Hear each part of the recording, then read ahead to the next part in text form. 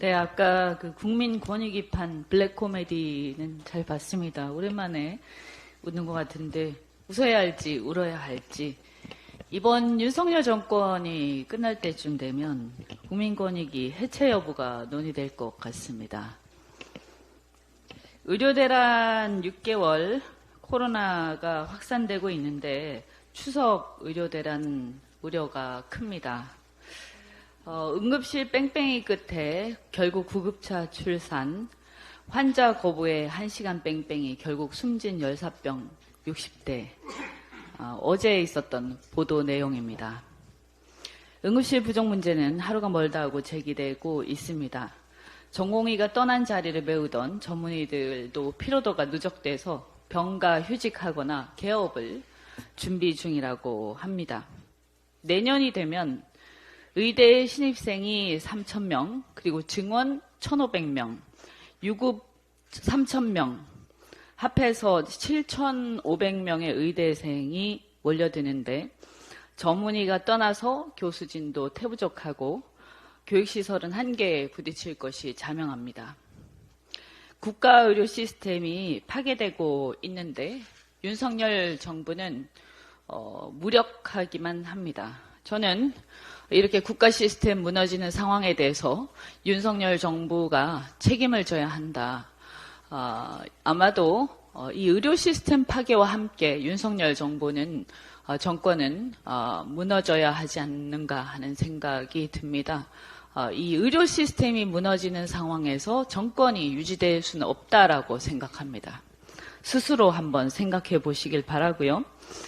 그런데 어제 보건복지부에서 발표한 걸 보니까 더 분노가 치솟습니다. 뭐라고 했냐면 경증 환자 응급의료센터 진료 시 본인 부담 인상, 입원 환자의 수가 인상 등을 내놨습니다. 결국 무슨 얘기냐 하면 부담을 환자한테 떠넘기는 겁니다. 게다가 환자가 경증인지 중증인지 스스로 구분을 하라는 건데 아파도 참으란 얘기밖에 더 됩니까? 코로나19가 재유행하고 있고 학교가 개학하고 추석 연휴가 다가오고 환자는 급등할 수밖에 없는 상황에서 도대체 어떻게 하라는 건지 이 상황을 어떻게 할 것인지 앞이 캄캄할 뿐입니다. 정부의 의대 증원안 처음에 시작은 기피 과목에 대한 대안 그리고 의료 낙후지에 대한 대안 이렇게 해서 시작이 됐는데 결국은 기피 과목하고 의료 낙후지에 대해서는 아무런 해법이 될 수 없다고 생각을 합니다. 결국은 뭐냐? 제가 볼 때는 이 정부의 의대 증원안은 원점에서 재검토해야 한다고 생각합니다. 지금 현재 전공의들은 나가서 개업을 한다고 합니다. 왜냐? 윤석열 정부가 그렇게 좋아하는 의료 시장 경제의 원리에 의해서 앞으로 10년 후에 의료시장의 공급 과잉이 될 게 뻔하기 때문에 그 상황에서 지금 당장 개업을 해서 한 10년 동안 돈을 벌어야 된다. 이렇게 생각하기 때문에 다들 개업을 빨리 한다고 합니다. 지금 나가서. 그래서 지금 다 나간다고 합니다. 결국에는 이 정도의 시장에 대한 어떤 원리도 이해하지 못하고 대책 없이 증언만 했다가 이런 엄청난 상황을 지금 초래한 윤석열 정부는 상황에 대해서 다시 재검토하고 원점으로 되돌려야 한다고 생각을 합니다.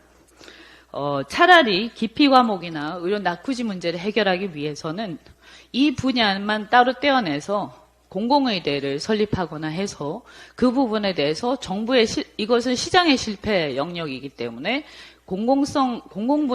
공공의료 분야를 공공의대를 설립한다든가 그렇게 해서 해결을 해야 되지 않는가 하는 생각을 해봅니다. 하루빨리 정부가 원점 재검토하면서 다시 이것을 새로운 대안을 내놓기를 바라면서 우리 민주당도 저희 나름대로 저희 안을 내놓을 것을 저희가 고민을 해보겠습니다. 네, 감사합니다.